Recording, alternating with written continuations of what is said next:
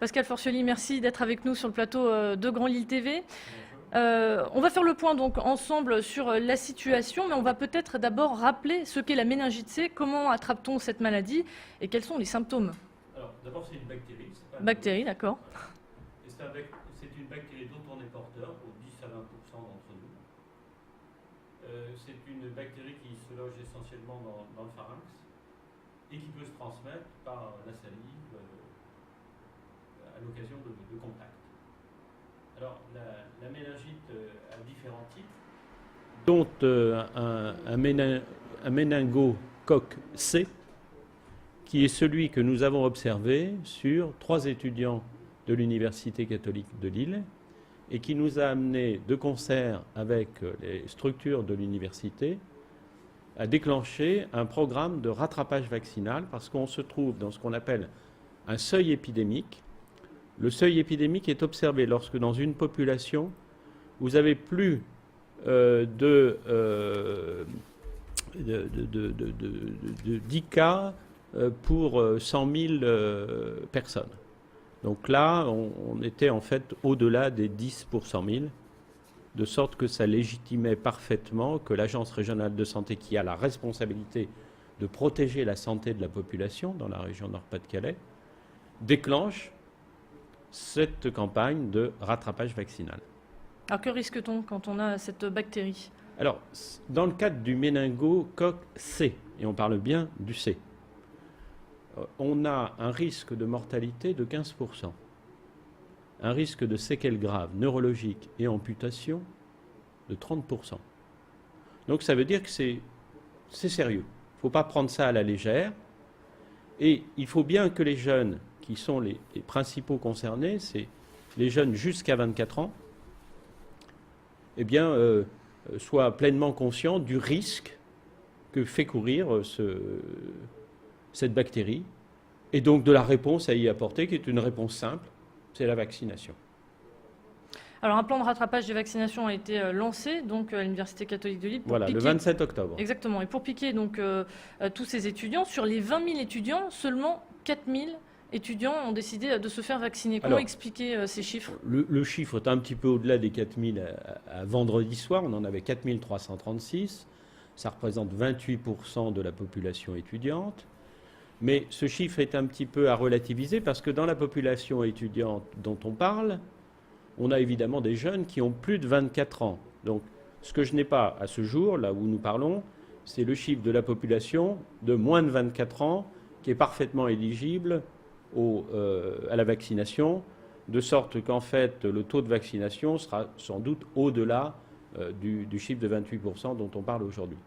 Ce qu'il faut retenir, c'est que le message à faire passer auprès des jeunes, c'est de leur dire « faites-vous vacciner ». Il y a 2 façons de le faire. Soit le centre polyvalent de santé universitaire de l'Université catholique de Lille accueille, il y a tout un programme de vaccination avec des journées qui sont réservées aux différentes écoles. Soit le jeune s'adresse à son médecin traitant. Il y a 78% des étudiants qui se sont adressés au centre polyvalent de santé universitaire. Il y en a 22% qui se sont adressés à leur médecin traitant. Donc les 2 sont totalement possibles, bien évidemment. Alors quel est justement le profil type de l'étudiant qui décide de franchir le cap? Alors, là, on a des scores très différents selon les écoles et les facultés de l'Université catholique de Lille. Ceux qui sont le plus fait vacciner, pour 95%, ce sont l'école des hautes études d'ingénieurs et l'Institut de formation des aides-soignants. Donc 2 profils complètement différents. Des futurs ingénieurs d'un côté, de futurs aides-soignants de l'autre. Les futurs aides-soignants, 95% aussi. Donc ça, c'est vraiment un score massif et c'est un bon score. Là où on a un plus mauvais score, et c'est quand même assez étonnant, c'est sur les futurs professionnels de santé que sont les médecins, que sont les infirmiers, que sont les sages-femmes. Ah, comment vous l'expliquez ça? Alors, sur les médecins, ça s'explique certainement par l'âge, parce qu'on a une part de population de moins de 24 ans, donc il faut qu'on regarde plus précisément sur la population de moins de 24 ans, et là, je répète, que le score doit être important. Quand je vois que sur la faculté libre de médecine, on a 46% des étudiants qui sont vaccinés, si on le rapporte à ceux qui ont moins de 24 ans, on aura sûrement un très bon score.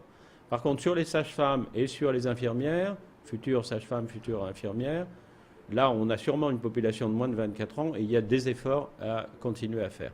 Donc notre idée aussi, c'est de voir avec l'Université catholique de Lille, au-delà du message que vous nous permettez de passer ce midi, bien évidemment, et puis avec toutes les reprises que vous faites en cours de journée, bon, il faut aussi qu'on aille maintenant au-devant des différentes écoles en disant voilà où en est votre école par rapport à d'autres.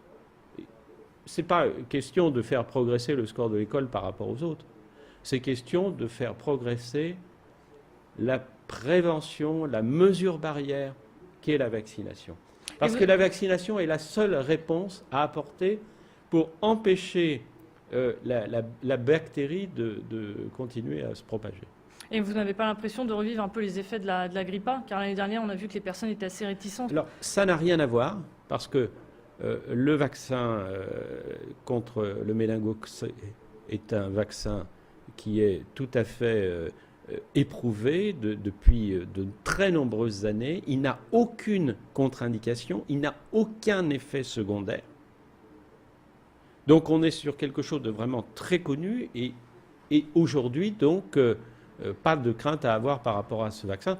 Comme j'en profite pour le dire, pas de crainte non plus vis-à-vis du vaccin contre la grippe saisonnière qui intègre aussi la vaccination contre la grippe A H1N1.